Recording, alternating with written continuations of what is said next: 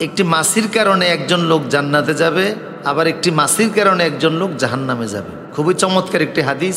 এই হাদিসটি মুস্তাদে আহমদের ভিতরে এসেছে, ইবনু আবি শাইবার ভিতরে এসেছে, সোয়াবুল ইমানের ভিতরে এসেছে। হাদিসটি হচ্ছে তারিক বিন শিহাব রাদিয়াল্লাহু তাআলা থেকে বর্ণনা। তিনি বলেন, রাসূল সাল্লাল্লাহু আলাইহি সাল্লাম বলেছেন যে এক ব্যক্তি একটি মাছির কারণে জান্নাতে যাবে এবং অপর ব্যক্তি একটি মাছির কারণেই জাহান্নামে যাবে। সাহাবীগণ জিজ্ঞেস করলেন, ইয়া রাসূলুল্লাহ, এটা কি করে সম্ভব? তখন রাসূল সাল্লাল্লাহু আলাইহি সাল্লাম বললেন যে একটা কওমের একটা মূর্তি ছিল, একটা ভাস্কর্য ছিল। তো লোকেরা যখন এই মূর্তির পাশ দিয়া যেত, তখন সেই কওমের লোকেরা বলতো যে তোমরা এদিক দিয়ে যাচ্ছ, যেতে পারবে না, কিছু না কিছু মূর্তির জন্য উৎসর্গ করতেই হবে, কোনো কিছু উৎসর্গ না করে তোমরা এদিক দিয়ে যাইতে পারবে না। এইভাবে করে মূর্তির জন্য কিছু না কিছু উৎসর্গ করতে পথচারীদেরকে বাধ্য করা হতো। একবার দুইজন লোক ওই মূর্তি বা ভাস্কর্যের পাশ দিয়ে যাচ্ছে, তাদেরকেও বলা হলো যে তোমরাও এই মূর্তির জন্য কিছু না কিছু উৎসর্গ করো, কি আছে তোমাদের কাছে? তো একজন বলল যে ভাই, আমার কাছে দেওয়ার মতো কিছুই নাই, আমি কি উৎসর্গ করব? তো তারা ছাড়তে রাজি না, নাসর বান্দা, না, কিছু না কিছু উৎসর্গ না করলে তোমাকে যেতেই দিব না, তুমি যেতে হলে উৎসর্গ করতেই হবে। তখন বললেন, আমি কি করব, আমার কাছে কিছুই নাই।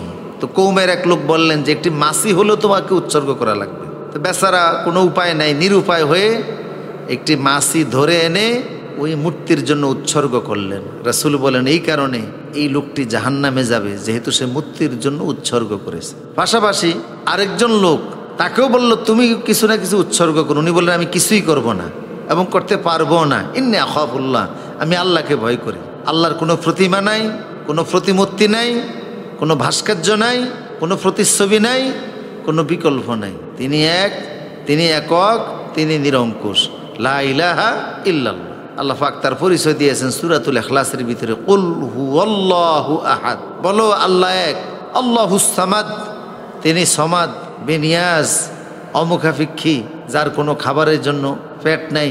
তিনি সবাই তার কাছে চাহিদা প্রার্থী, তিনি কারো কাছে চাহিদা প্রার্থী না।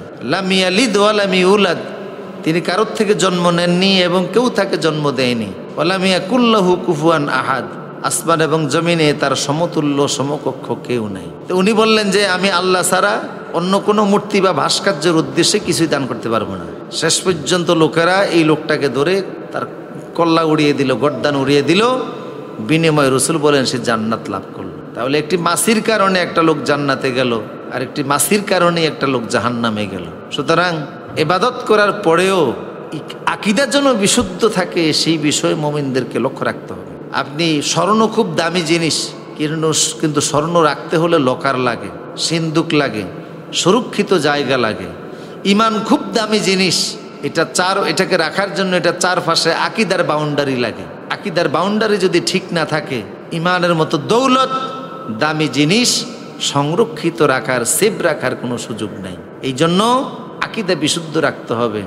আপনি নামাজও পড়বেন, আবার মূর্তি প্রতিমার প্রতি ভালোবাসাও দেখাবেন।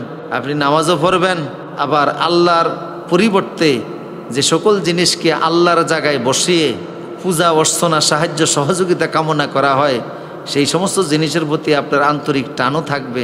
এটা হইতে পারে না, এটা কোনো মুমিনের কাজ নয়, এটা কোনো মুসলমানের কাজ নয়।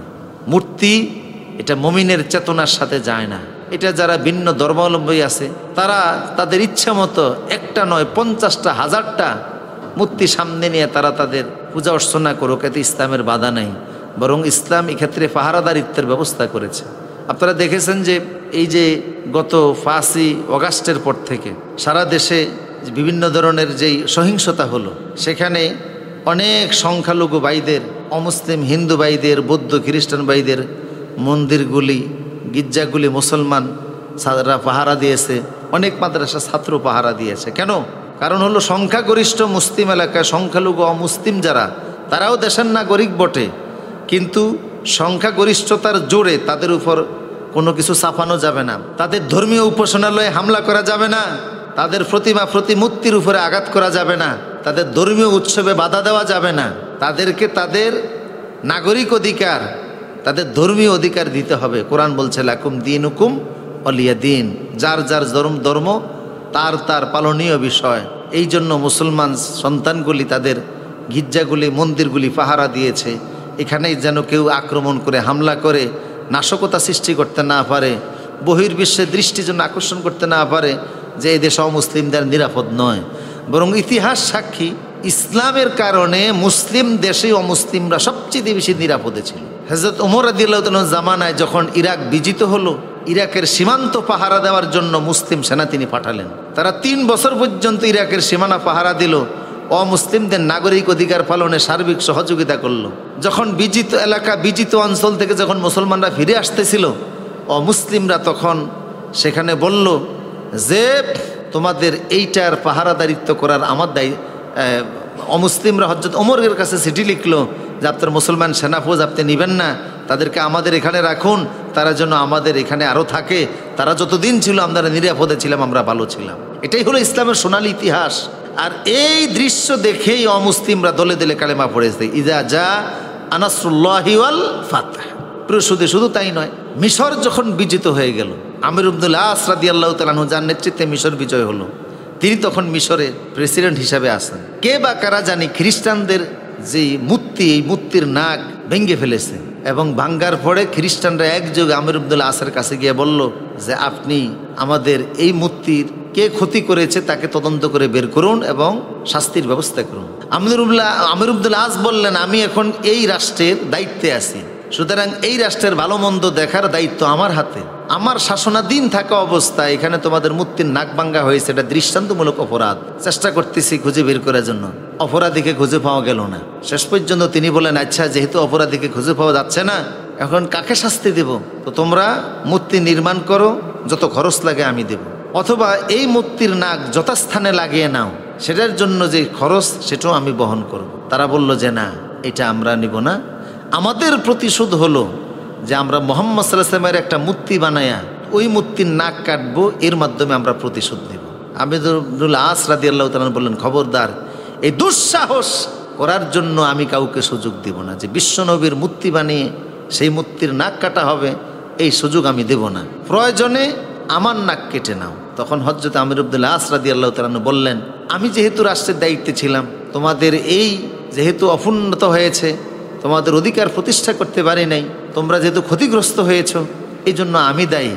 যদি কাটতে হয় তাহলে আমার নাক তোমরা কেটে নাও। তখন সেখানে মুসলিম অমুসলিম সহকারে হাজার হাজার নয় লক্ষ লক্ষ মানুষ সেখানে গণজমায়েত হয়েছে যে হযরত আমির ইবনুল আসের নাক কাটা হবে। যখন ধারালো তলোয়ার দিয়ে ওনার নাক কাটার জন্য যখন প্রস্তুতি গ্রহণ করা হলো, তখন ভিতর থেকে একজন খ্রিস্টান সৈনিক দৌড়ে এসে বলল যে আমিরুল মুমিনিন, আমরা ভুল করেছি, আমরা আসলে নিজেরাই এই কাজটা করেছিলাম, আপনার নাক কাটতে দেওয়া যায় না, আপনাদের ইসলামের মহানুভবতা দেখে আমরা খুশি হয়েছি, আপনি আমাদেরকে কালেমা পড়ে মুসলমান বানিয়ে দেন। অনেক খ্রিস্টান সেই মজলিসে কালেমা কবুল করে মুসলমান হয়েছে। এই হলো ইসলামের সৌন্দর্য। সুতরাং অমুসলিমরা মুসলিম এলাকায় তাদের পূর্ণ অধিকার নিয়ে থাকবে, এতে ইসলামের কোনো আপত্তি নাই, বরং ইসলাম আরও সহযোগিতা করবে, মুসলমান সহযোগিতা করবে। এটাই হলো ইসলামের সৌন্দর্য।